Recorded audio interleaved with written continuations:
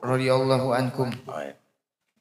Keutamaan sifat tidak menonjol diri. Rasulullah Shallallahu alaihi wasallam bersabda, ada kalanya orang yang berambut acak berdebu dan berbaju lusuh tak dipedulikan orang. Andai kata ia bersumpah terhadap Allah, niscaya Allah menerimanya. Di antara mereka adalah Al-Bara bin Malik. Ibnu Mas'ud berkata bahwa Nabi Shallallahu alaihi wasallam bersabda, ada kalanya seorang berbaju lusuh tak dipedulikan orang, andai kata bersumpah terhadap Allah, niscaya Allah menerimanya. Seandainya ia mengatakan, ya Allah, aku mohon surga, niscaya Allah memberinya surga dan tidak diberi dari dunia sedikit pun. Ajarkan kepada kita dari perkara yang memiliki kedudukan tinggi di sisi Allah Subhanahu wa taala, yaitu sifat khumul. Apa itu khumul? Lebih kepada tidak menginginkan popularitas, menonjolkan diri.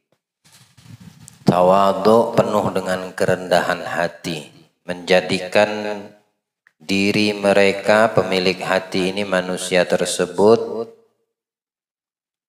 bisa dikatakan telah menanamkan dirinya di satu lahan yang subur, hatinya, yang kelak akan menumbuhkan biji-bijian yang bisa mendatangkan banyak manfaat.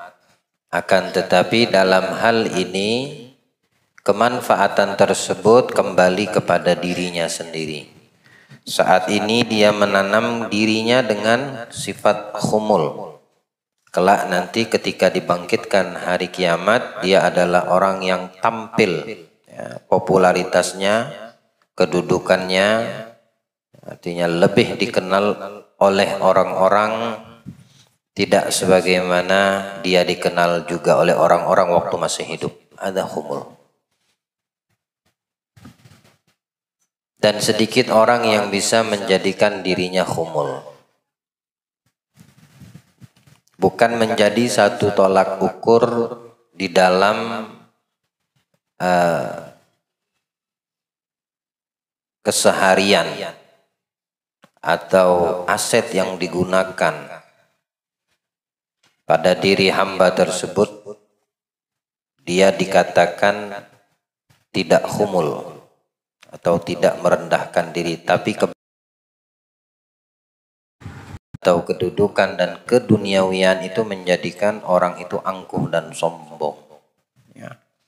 Namun tidak sedikit pula orang yang memiliki keduniawian, tetap dia merendahkan hatinya, memiliki sifat yang terpuji yaitu al-khumul.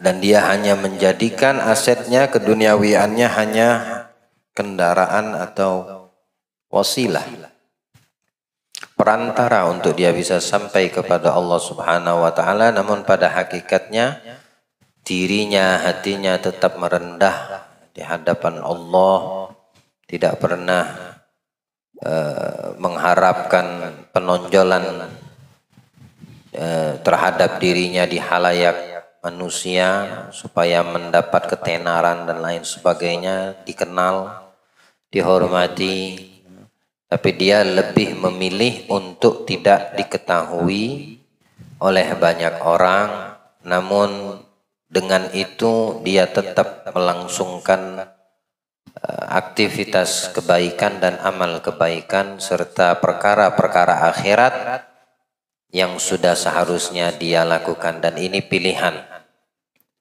Ketika manusia dihadapannya pilihan untuk dikenal atau tidak dikenal, diketahui oleh banyak orang, pada umumnya orang menginginkan pilihan yang pertama, popularitas, ya, hingga dia melupakan akan Allah Subhanahu wa taala karena kesibukannya terhadap ketenaran itu menjauhkan dirinya dari Allah Subhanahu wa taala yang tidak dia sadari telah merugikan akan dirinya sendiri. Tapi untuk pilihan yang kedua, dia tetap dengan ibadahnya, dengan amal solehnya, dengan perintah Allah, menjauhi yang dilarang oleh Allah Subhanahu wa Ta'ala, tanpa menghiraukan daripada popularitas dan ketenaran atau dikenal oleh banyak orang, itu akan lebih menguatkan keikhlasan hamba tersebut di dalam beramal baik. Jadi mana yang ingin dipilih? Sebaik-baik orang mukmin memilih yang bisa memuliakan dirinya di mata Allah. Nabi bersabda, ada kalanya orang yang berambut acak berdebu. Mungkin di sini orang yang mungkin dianggap tidak ada nilai, diremehkan, pengemis. Itu kan rambutnya acak-acak kan, badannya berdebu, pakaiannya kotor, bajunya lusuh. Orang nggak peduli sama ini. Beda kalau terkenal. Kalau orang yang dikenal, dia akan menggunakan pakaian yang menurut dia bagus, baik, menjadi contoh bagi yang melihat, disebut-sebut.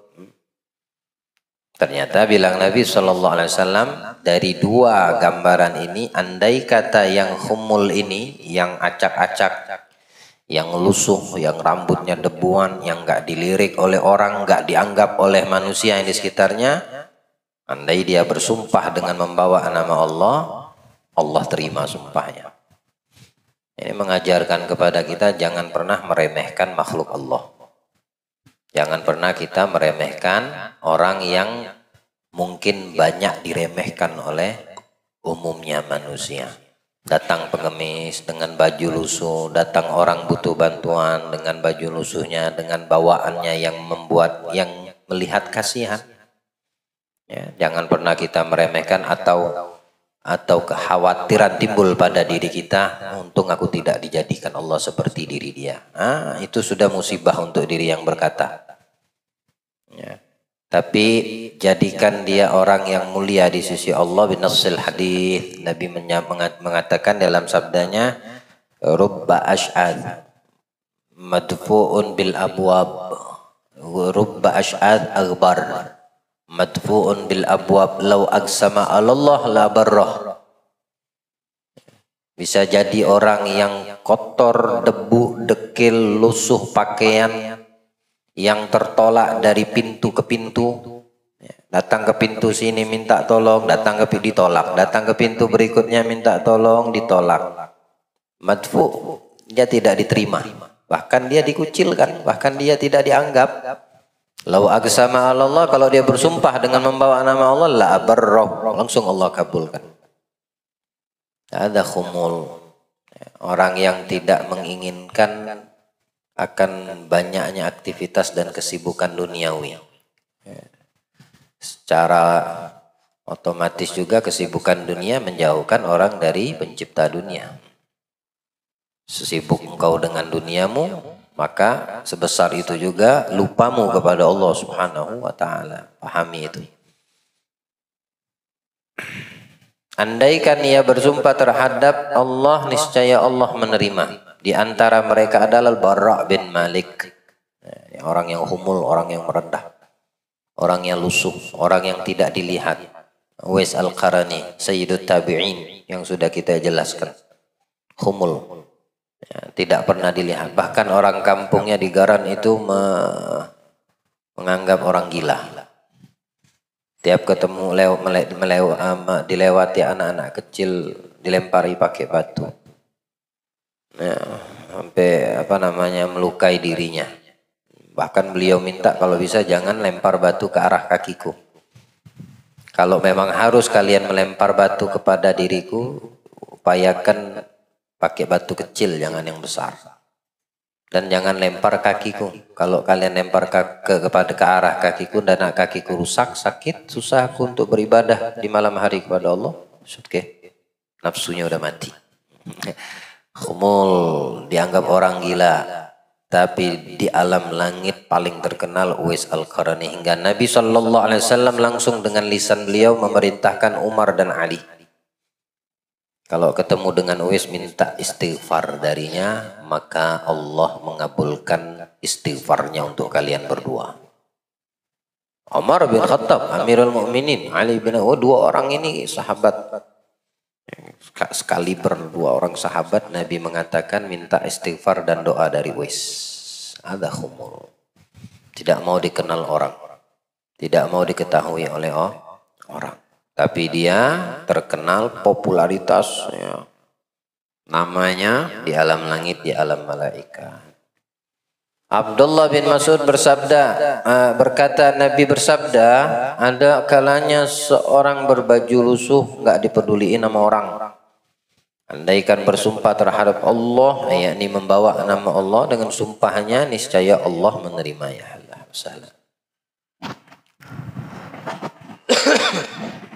Seandainya ia mengatakan, ya Allah, aku mohon surga, langsung dikasih sama Allah. Tapi tidak Allah berikan dunia sedikit pun kepada mereka. Orang-orang yang merendahnya, orang humul, yang memiliki ikatan batin kuat dengan Tuhannya Allah Ta'ala, minta surga dikasih, minta dunia nggak dikasih sama Allah. Kalau kita lebih banyak minta dunianya. Ketika dikasih, bukan kita jadikan itu tanda tanya bahwasanya Allah menjauh step by step dari kita. Namun orang yang bisa bijak mengambil hikmah dan pelajaran, setiap kali dia minta dunia kepada Allah tidak pernah dikabulkan. Artinya dikabulkan Allah dengan tidak diberi. Malah itu baik untuk dirinya, menunjukkan Allah perhatian. Karena umumnya orang-orang min ahli dunia lupa kepada pemilik dunia. Ya, lupa kepada dunia. Sebagian ulama mengatakan kepada para tujar, orang-orang yang ingin membuka usaha bisnis, ya, mereka mengatakan dengan nasihat yang penuh dengan hikmah dan ibar, pelajaran. Kamu adalah kamu. Saat ini kamu adalah kamu. Ketika kamu sukses, jangan dijadikan diri kamu waktu sukses. Kamu adalah dirimu. Ini dia menitis dari awal. Fakir, miskin, tak punya apa, usahanya baru mulai.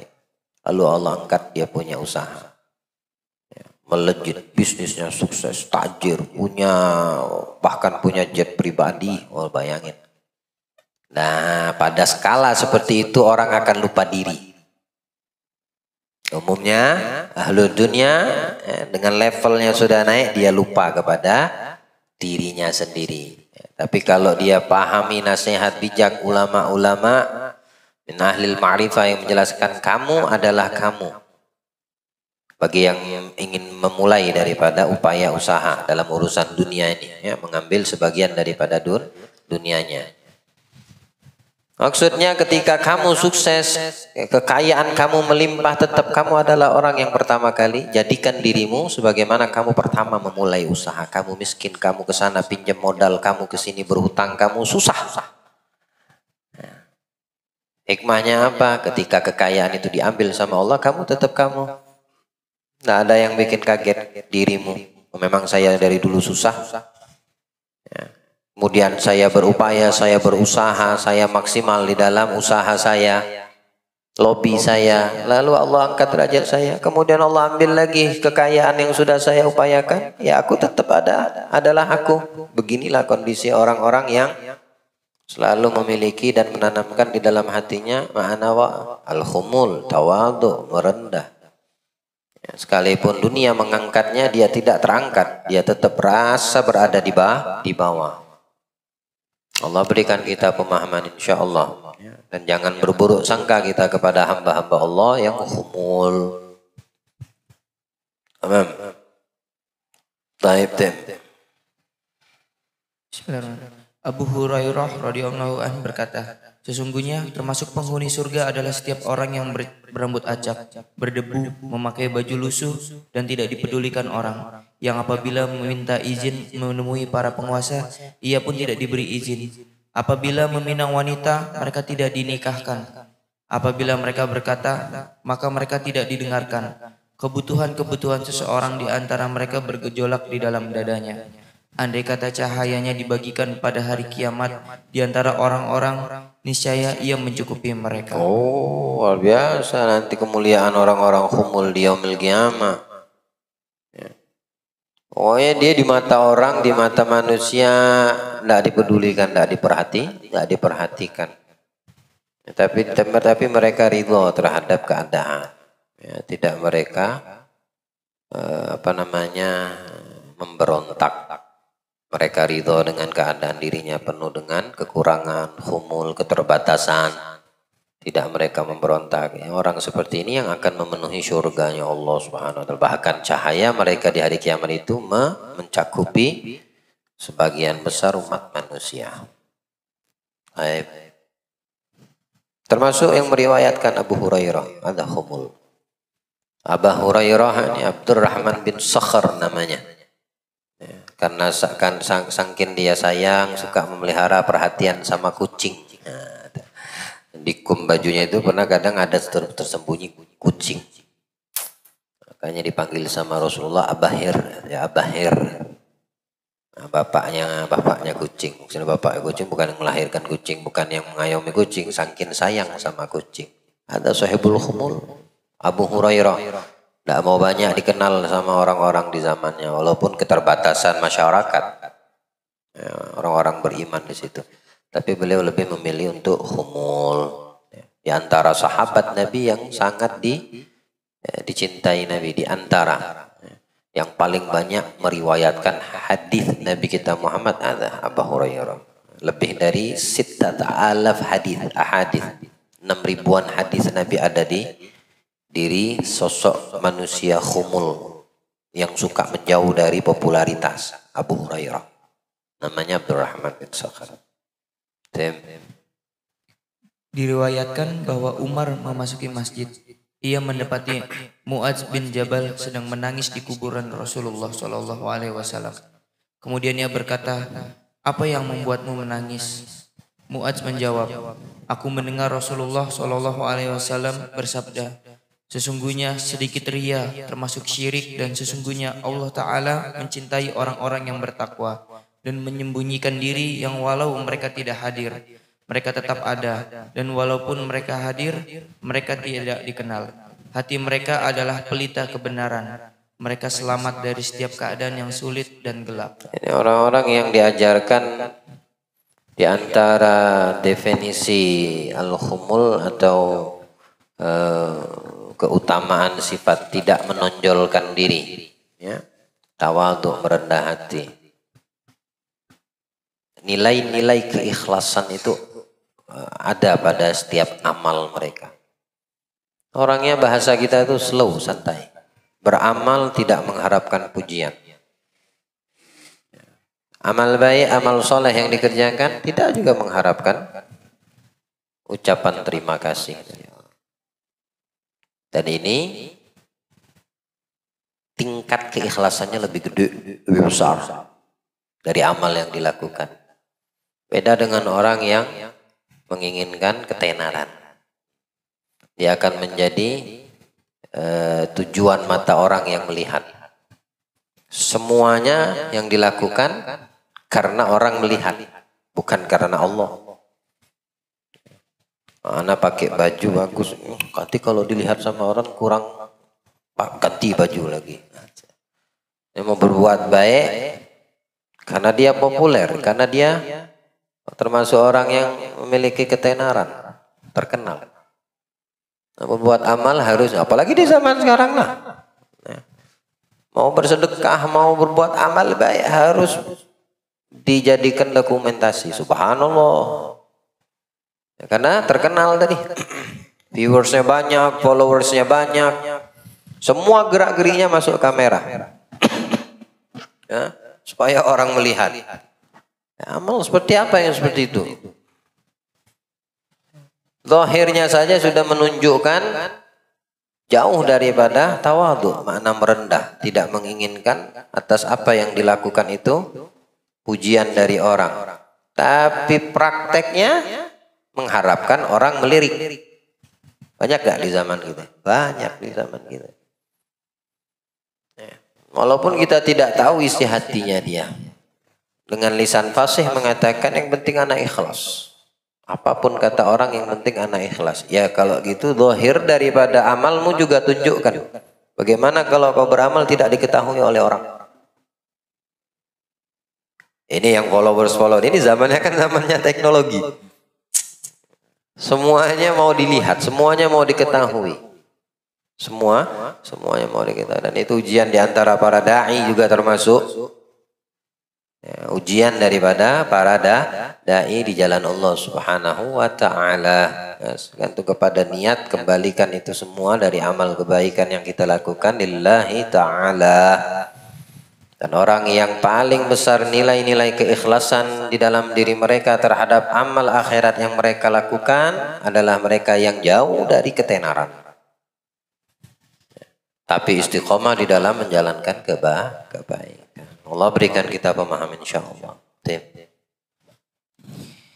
Ibu Mas'ud berkata, jadilah kalian sumber-sumber ilmu dan pelita kebenaran, penerang rumah, lampu di malam hari, berhati baru dan berbaju lusuh, dikenal oleh penghuni langit dan tersembunyi di antara penghuni bumi. Nawais Al-Qarani yang dimaksudkan, ya, salah satunya.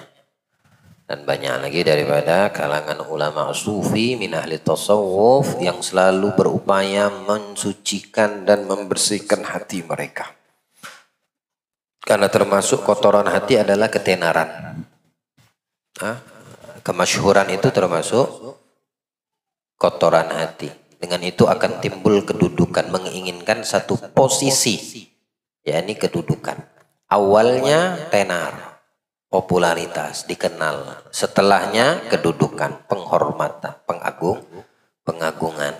Setelahnya merendahkan. Ya, merendahkan orang, merendahkan makhluk Allah, merendahkan daripada ciptaan Allah Subhanahu wa ta'ala. Dan itu semua penyakit yang berkelanjutan, penyakit hati. Allah lindungi kita dari semua penyakit hati yang menjauhkan kita dari Allah insyaAllah. Ba'du. Setelahnya. Pasal tentang jeleknya cinta kedudukan. Gerak.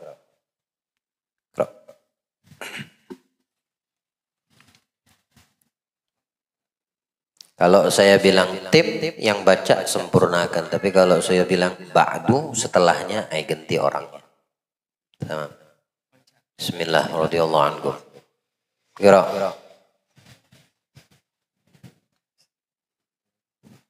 Malu kah? Ada yang ingat bedanya malu sama pengecut? Karena saya jelaskan, malu itu mendatangkan semua kebaikan. Tapi kalau datangkan kebaikan dia malu, bukan, itu namanya pengecut. Ente malu atau pengecut? Gerak, baca. Pasal tentang jeleknya cinta. Bismillah. Radhiyallahu ankum. Baik. Pasal tentang jeleknya cinta kedudukan. Allah Ta'ala berfirman,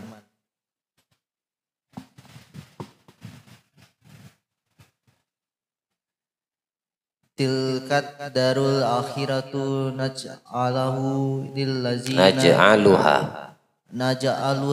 lillazina la yuriduna uluwan fil ardi wa la fasada wal akibatu lil muttaqin.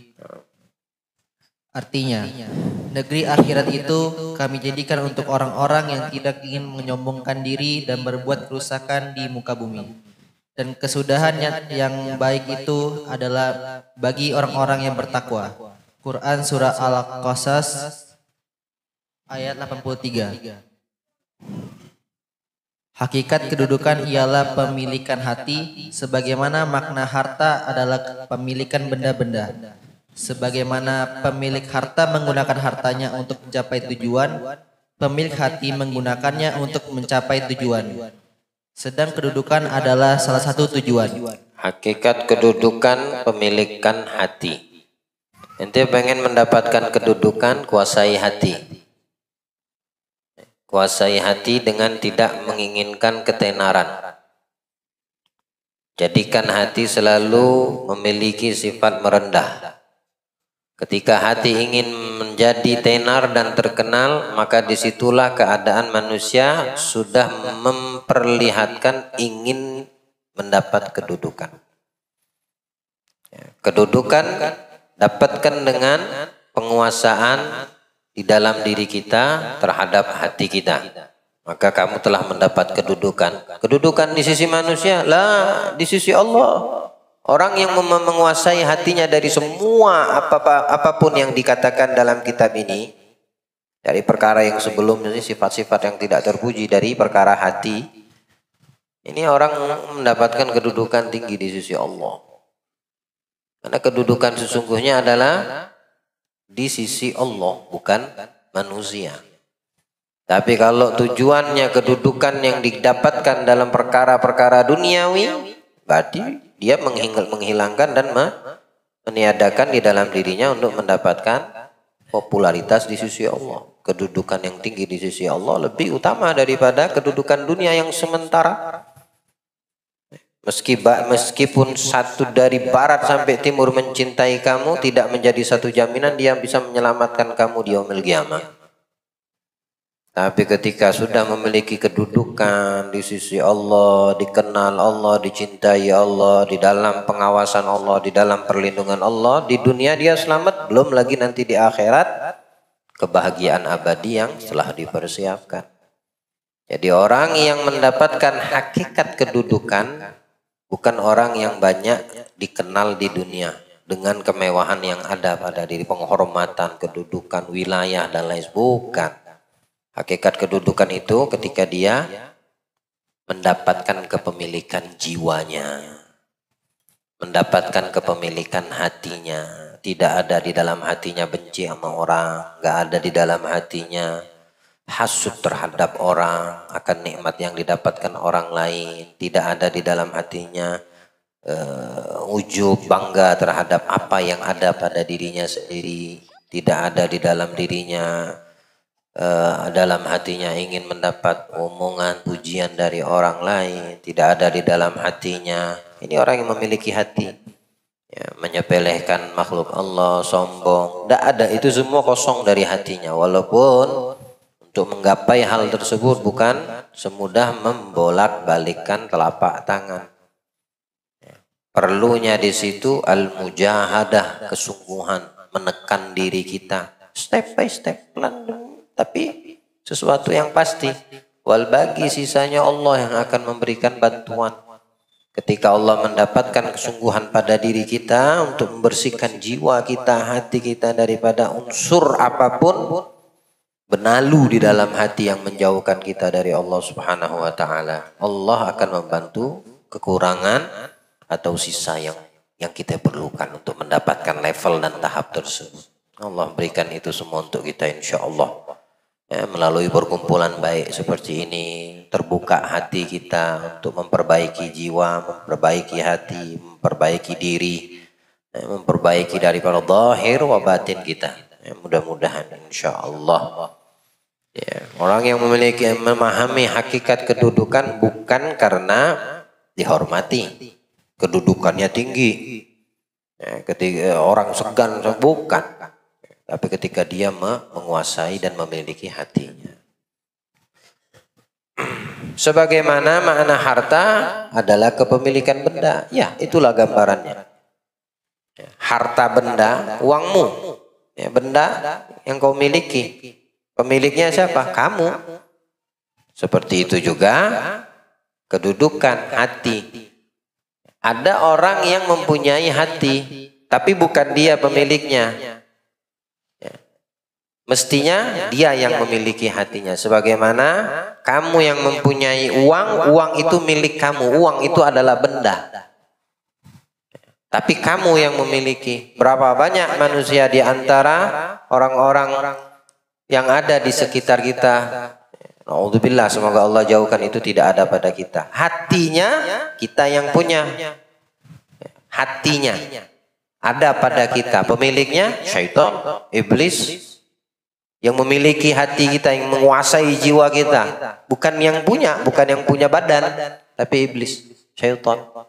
Makanya hatinya penuh dengan kedengkian, busuk, Nggak ada baik, nggak ada bagus dia punya jiwanya. Kenapa? Cuma nempel aja di tubuhnya. Jiwanya nempel aja di tubuhnya. Ruhnya nempel aja di jasadnya.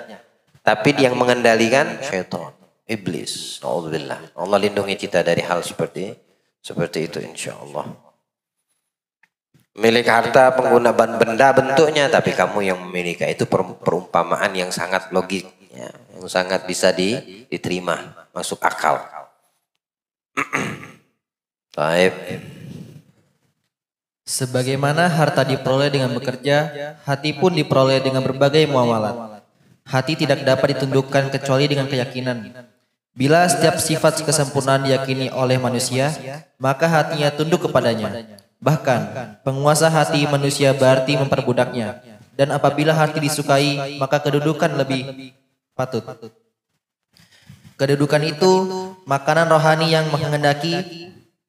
Yang paling aku khawatirkan dan aku takuti dari perkara yang menakutkan, bilang Nabi Sallallahu alaihi wasallam, apa? Dhaful yakin. Di antara kekhawatiran, rasa takut yang menimpa banyak umatku nanti, kata Nabi SAW, apa? Lemahnya keyakinan. Ya, lemah iman itu menunjukkan lemahnya keyakinan seseorang dalam semua aspek.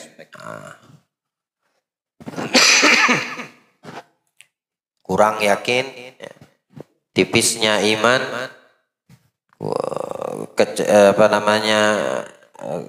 berkurangnya keyakinan, lemahnya keyakinan kita kepada Allah Subhanahu wa taala. Itu kekhawatiran Nabi kita Muhammad sallallahu alaihi wasallam. Harta bisa didapat dengan bekerja. Bagi orang-orang yang lemah di dalam keyakinan, kalau tidak kerja mati. Kalau tidak kerja nggak dapat harta. Yang menjamin kita itu Allah. Wa ma min dabbatin fil ardi illa 'Allah rizquha. Tidak ada yang merayap, yang berjalan melata di atas muka bumi. Mau di atas muka bumi, di dalam air, di dalam bumi. Rizkinya siapa? Aku yang menanggung, kami, kata Allah. Adapun usaha bekerja itu cuma wasilah, sarana. Sehebat apapun kita bekerja keras, banting tulang, kalau sudah rizkinya ditetapkan di sisi Allah, di Lauhul Mahfuz, takdirnya dapat itu enggak berkurang malah bertambah. Tapi aneh kalau ada orang yang mengatakan nggak bisa hidup kalau nggak bekerja, nggak bisa ini kalau seandainya nggak melakukan ini. Yang dikhawatirkan Nabi Shallallahu Alaihi Wasallam apa? Pada umatku yang penuh dengan kekhawatiran dari diriku, rasa takut, maksudnya melebihi dari apapun, dhaful yakin, lemahnya keyakinan. Bagaimana cara menguatkan keyakinan kita kepada Allah Subhanahu wa taala? Perbanyak mendekatkan diri kita kepada Allah. Tegakkan semua yang diperintahkan, jauhi semua maksiat yang dilarang. Kuatkan dengan amalan, zikir misalnya. Banyak sholawat, sama isi waktu kita dengan muamalah dengan Allah Ta'ala. Ini menguatkan al-yakin, menguatkan al-iman. Tapi ketika sudah semrawut keadaan orang-orang yang beriman, lah wajib dia kerjakan atau semaunya dia kapan mau dikerjakan, apalagi perkara yang sunnah, justru yang dilarang Allah seringkali dia lakukan, lama-lama terkikis habis imannya. Dan itu tidak menutup kemungkinan berapa banyak orang-orang yang beriman berani menjual iman. Setelah melampaui daripada batas lemah iman, akhirnya menjual iman, hilang iman. Nah, ini kekhawatiran Nabi Sallallahu Alaihi Wasallam. Harta diperoleh dengan bekerja, ada sarana, wasilah. Memang kita harus bekerja, ya, menunjukkan mencari sesuatu yang telah disiapkan Allah. Itu ada kendaraan yang harus kita naiki, harus kita tunggangi untuk sampai ke satu tempat. Yaitu bekerja untuk mendapatkan apa yang kamu ingin kerjakan. Tapi untuk meyakini pekerjaan itu adalah sesuatu yang dengan itu kita mendapatkan apa yang kita inginkan, ada salah. Paham maksudnya? Meyakini kalau obat itu penyembuh, salah. Tapi kalau sakit, berobatlah. Itu ikhtiar untuk mendapat kesembuhan. Bukan meyakini obat atau dokter yang menyembuhkan. Bekerja begitu. Harta itu diperoleh dengan bekerja atau tanpa bekerja. Tapi kalau meyakini rizki dari Allah itu adalah dengan bekerja, apa yang kamu dapatkan itu karena kamu bekerja, itu pemahaman yang salah. Merosot keyakinan dia. Bahkan sudah dikatakan hilang keyakinannya kepada yang mendatangkan rizki. Tamam. Itu menjadi kekhawatiran Nabi Shallallahu Alaihi Wasallam. Oleh kamu berobat ke dokter sebagai wasilah, tapi tetap yakin yang ada pada diri mukmin Allah yang menyembuhkan, bukan obat. Bukan obat. Yakin dia kepada Allah yang menyembuhkan. Hatta makan godong matang makan koran, nah itu koran atau apa pasir dimakan. Kembali kepada yakinnya kepada Allah. Kalau yakin dia makan rumput sembuh, yakinnya bukan kepada rumput, tapi dia yakin yang menyembuhkan Allah. Seorang Malik, seorang raja di zaman Syekh Abu Bakar bin Salim, sakit, tidak ada obat, tidak ada dokter tabib di masa itu bisa menyembuhkan. Sampai terdengar cuma satu yang bisa menyembuhkan, ada di wilayah Hadramut, Yaman, daerah Hadramut. Di mana lebih tepatnya Ainat. Datang sampailah dikawal ini raja, penyakitnya lah, tidak disebutkan penyakitnya apa. Pokoknya penyakitnya tidak bisa disembuhkan oleh medis yang sudah didatangkan. Sakitnya di dalam, penyakit dalam ya, dalam perutnya. Datang ke Ainat mencari Syekh Abu Bakar bin Salim atau anak atau putra beliau Syekh Abu Bakar bin Salim. Bilang Syekh Abu Bakar bin Salim, bukan saya yang menyembuhkan tapi Allah. Adapun perantaranya bukan di saya. Ya Syekh, ana dapat informasi bahwasanya engkau bisa memberikan kesembuhan, doamu mustajab dikabulkan Allah Ta'ala. Ya tapi untuk kasusmu bukan pada diriku. Yang bisa menyembuhkan ini salah satu murid beliau, Maula Arsy Al-Jufri, Imam Abdurrahman. Ada di Teris. Gila ke sana, dia yang akan memberikan, yang akan menjadi wasilah sembuhanmu dari Allah Subhanahu wa Ta'ala. Datang ke rumah sampai di rumah, di halaman rumah melihat ada yang lagi motong-motong rumput, bersihkan halaman, rumput liar lah kalau kita bilang ya. Ada taman, tumbuh rumput liar dibersihkan, dikumpulkan. Jadi datang pengawal, ketok pintu, ucapin salam, dijawab sama yang di taman, di halaman. Waalaikumsalam warahmatullahi. Cari siapa? Cari Syekh Abdurrahman. Manalah orangnya? Oh kaget. Ternyata yang dikiranya tadi tukang rumput, tukang apa? Tukang bersih-bersih halaman, ternyata sahibul bednya. Ada tujuan apa? Ana punya majikan raja kami. Sakit, udah datangkan medis, gak ada yang sembuh. Sampai mendapatkan arahan. Di sini tempat yang bisa menyembuhkan. Dibilang Syekh Abdurrahman, yang menyembuhkan Allah. Tapi kata sang raja, kamu sebagai wasilah. Semua itu kembali kepada keyakinan. Apa kamu yakin dengan Allah yang bakal menyembuhkan atau kamu tidak ada keyakinan? Maka si raja yang sakit ini tadi mengatakan, yakin Allah yang menyembuhkan. Adapun semua hanya perantara asbab, sebab. Sama kata Syekh Abdul Rahman, itu rumput yang baru saya tebas makan. Kan lagi bersihkan halaman, rumput-rumput liar. Makan. Kaget ini orang besar, bukan orang alim, raja. Ente bilang yakin kepada Allah, bukan kepada asbab. Kebetulan saya baru bersihkan makan rumput. Tapi karena yakin nih orang. Coba yakin. Dimakan sama dia sedikit demi sedikit. Orang kalau sudah makan sembarangan, keracunan, apa yang terjadi? Hah? Yang pertama dihantamnya apa? Perut. Ya, kan masalahnya ada di perut dia. Kalau kita makan sembarangan yang dihantam apa? Gigi kah? Kepala kah? Makan tuh masuknya kemana? Ke perut. Perut dulu dihantamnya. Makanlah dia rumput. Ya, hasil tebas akhirnya mules perutnya kesakitan, tidak sanggup dia menahannya. Masuk dia ke Baitul Khala, kamar mandi, dia buang semua penyakitnya keluar.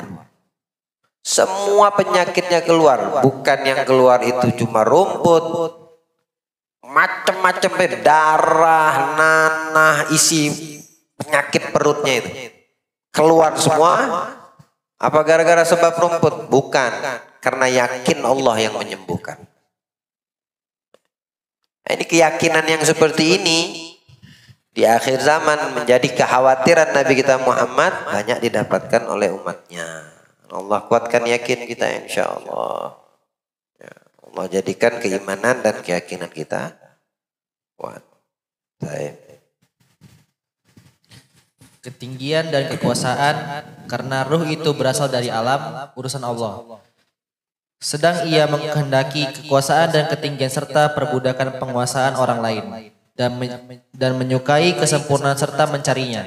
Oleh karena itu, engkau tidak melihat seseorang yang bermanfaat bagimu untuk mencapai keinginan ini.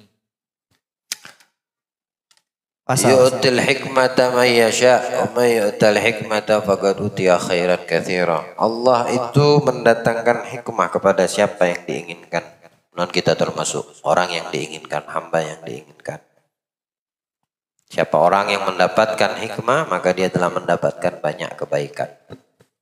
Allah pemilik, dia raja. Dia adalah pencipta alam semesta. Raja dari penghulu raja yang ada. Allah Al-Malik. Dia ingin memberikan kedudukan kepada siapa yang diinginkan. Mengambil kedudukan dari siapa yang mendapatkan. Itu haknya Allah. Tamam. Allah yang punya kuasa atas segala sesuatu. Siapa yang memberikan kedudukan kepada Firaun sampai dia melampaui batas menjadikan dirinya mengakui Tuhan. Yang memberikan kedudukan Allah.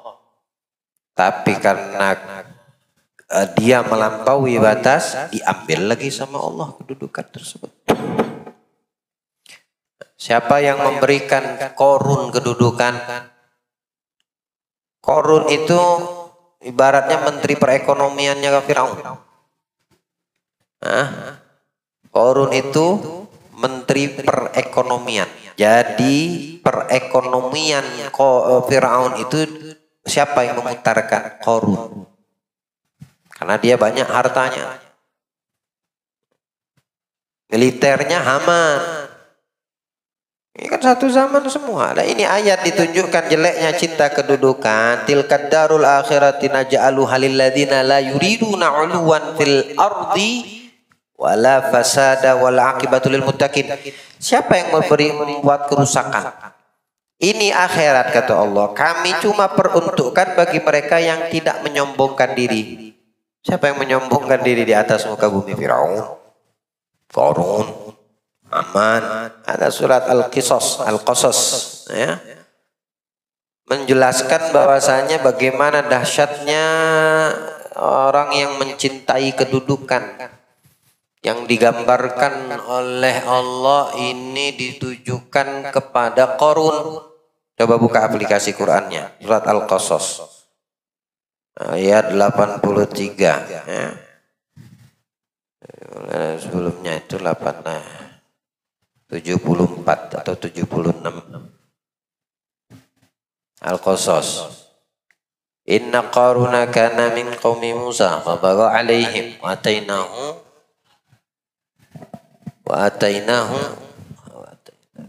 apa ayatnya? Ada ayat Qasas ayat 75 atau 74. Awal inna Qaruna min qaumi Musa fa bagha alaihim wa ataina mafatihahu. Apa? Wa atainahum minal kunuz. La. Inna Qaruna min qaumi Musa fa bagha alaihim wa atainahu minal kunuzi ma inna mafatihahu latanu bil usbati ulil quwwah. Apa ayatnya itu bunyinya? Betul kah? Latanu bil ulil quwwah. Itu ini ayat ini ditujukan kepada Qarun karena dia cinta kedudukan, merusak. Dia bagian dari kaum Nabi Musa, menteri perekonomian kok. Yang roda perekonomian itu diputar sama si Qarun ini. Makanya tidak heran dia dengan kekayaan yang melimpah luas. Besar juga korupsinya tuh. Ya, kalau udah megang kekuasaan kedudukan, apalagi bidang perekonomian, majal itu terbuka semua untuk bab ngambil tanpa izin. Dia yang punya kuasa, namanya roda perekonomian dipegang. Jadi tidak heran di masa yang bahasanya lah kuno, enggak canggih sekarang, perekonomian di abad tersebut, di zaman tersebut. Mesir lihat peninggalannya sampai sekarang masih ada. Dia buat satu peradaban. Dia basmi orang-orang Bani Israel daripada Yahudi diusir, nggak mau dia. Kenapa? Khawatir. Ada kekhawatiran. Tapi pelonjakan ekonomi di zaman tersebut ya, memutarkan roda putarannya ini Qarun ini. Karena bagian makanya min qaumi Musa. Tapi dia terhadap rakyatnya berbuat zalim, buat kasar, berbuat kacau. Apa salahnya ayatnya? Atanu minul gua. Idz qala lahu qaumuhu, dikasih peringatan sama kaumnya, sama rakyatnya. Qarun, idz qala lahu qaumuhu la tafrah, innallaha la yuhibbul farihin. Qarun, jangan kau melampaui batas, jangan terlalu senang berlebihan. Allah tuh tidak suka orang yang melampaui, orang-orang yang berlebihan, tidak disukai sama Allah. Ya. Jadi tengah-tengah saja, sederhana, jangan berlebihan, karena Allah tidak menyukai hal tersebut. Terhadap urusan dunia, terhadap apa yang telah Allah persiapkan. Wabtaghi fima atakallah darul akhirah. Wala tansa nasibaka minad dunya. Carilah apa yang telah Allah datangkan, Allah persiapkan. Jangan juga kamu lupakan bagianmu terhadap dunia. Untuk perkara akhirat prioritas, tapi tanpa melupakan perkara dunia. Wala tansa nasibaka minad dunya, jangan juga urusan dunia kalian tinggalkan, tapi bukan prioritas. Itu maksudnya yang menjadi prioritas khususnya bagi orang yang beriman pada Allah apa yang Allah bentangkan dalam urusan amal baik akhiratnya. Wabtaghi fima atakallahu darul akhirah, bukan dunia, darul akhirah. Untuk persiapan rumah akhirat, nah itu prioritas kita orang yang beriman. Wala tansa nasibaka minad dunya, jangan kamu lalai, lupakan urusanmu dengan dunia. Ya ini apa yang kamu butuhkan itu yang kamu dapetin, kamu upayakan, kamu cari. Bukan ambisi juga dalam hal ini. Kalau mau berambisi, berambisilah untuk hari esok. Dalam urusan akhirat berambisilah. Wala tansa nasibaka minad dunya wa ahsin kama ahsanallahu ilaik. Berbuat baiklah sebagaimana Allah berbuat baik kepadamu. Allah memberikan kita ini menghirup oksigen tanpa ada pajak, baiklah. Baik. Allah jaga kita punya kesehatan. Baik. Maka balaslah kebaikan Allah itu dengan berbuat baik kepada Allah. Perintahnya diperhatikan. Wajib yang diwajibkan jalanin. Larangan yang dilarang jauhi. Itu wujud bentuk balasan kebaikan Allah kepada kita. Kita masih bisa bergerak, melangkah, itu kan semua walaupun dalam struktur organ tubuh. Coba kalau ada satu saraf saja yang digeser sama Allah di kaki, bisa kita melangkah? Mana bisa? Tapi tetap itu semua dijaga sama Allah dengan utusan malaikatnya yang menjaga, memperhatikan. Nah, bisalah akhirnya kita ini melakukan perbuatan baik. Balaslah kebaikan Allah dengan berbuat baik juga. Wala tabghil fasad fil ard. Jangan berbuat kerusakan. Maksudnya berbuat kerusakan di atas muka bumi bagaimana? Engkang dengan maksiat. Merajalela kita manusia ini dengan bermaksiat, melanggar perintah Allah, itu membuat kerusakan namanya. Kerusakan di atas muka bumi bukan menghancurkan tanah, jalanan, bukan. Tapi membuat luasnya majal atau medan maksiat itu adalah kerusakan utama di atas muka bumi yang sangat dibenci sama Allah. Wala tabghil fasada fil ard. Innallaha la yuhibbul mufsidin. Allah tidak suka sama orang yang membuat kerusakan. Itu nasihat tuh dari kaumnya sendiri kepada Qarun. Apa jawab Qarun? Sadar? Tidak sadar. Qala innama utituhu ala ilmin indi. Allah ngasih aku seperti ini karena Allah tuh tahu aku pantas mendapatkan. Tuh, sukumpaunya, sombongnya datang. Bilang Allah kasih lihat kepada mereka, awalam ya'lam annallaha qad ahlaka min qablih minal qurun man huwa asyaddu minhu quwwatan wa aktsaru jama'ah. Tidak sadar dia, kata Allah. Ini ceritain sama kita melalui lisan Nabi kita Muhammad terhadap halnya si Qarun. Aku ini dapat ini pantas. Di mata Allah aku pantas, untuk kalian tidak pantas. Yang pantas itu aku. Nah, itu sombongnya dia. Tukang bikin onar, ngerusak di atas muka bumi Allah dengan kesombongan, keangkuhannya. Bilang Allah, tidak sadarkah dia berapa banyak orang-orang terdahulu yang lebih kuat dari dia sudah kami binasakan, kata Allah. Sudah kami hancurkan dia. Sebabnya apa? Sebabnya ya karena dosa dia sendiri. Makanya Allah bilang di itu akhir ayat, wala yus'aluna an dzunubihimul mujrimun. Kalau kalian tanya kenapa mereka dihancurkan, ditenggelamkan, dibinasakan sama Allah, tidak perlu kalian tanya. Itu sebab karena dosa dia sendiri. Nah, ini mengajarkan kepada kita kenapa kita ini dicoba dengan problem masalah tidak habis-habis, karena ulah kita sendiri.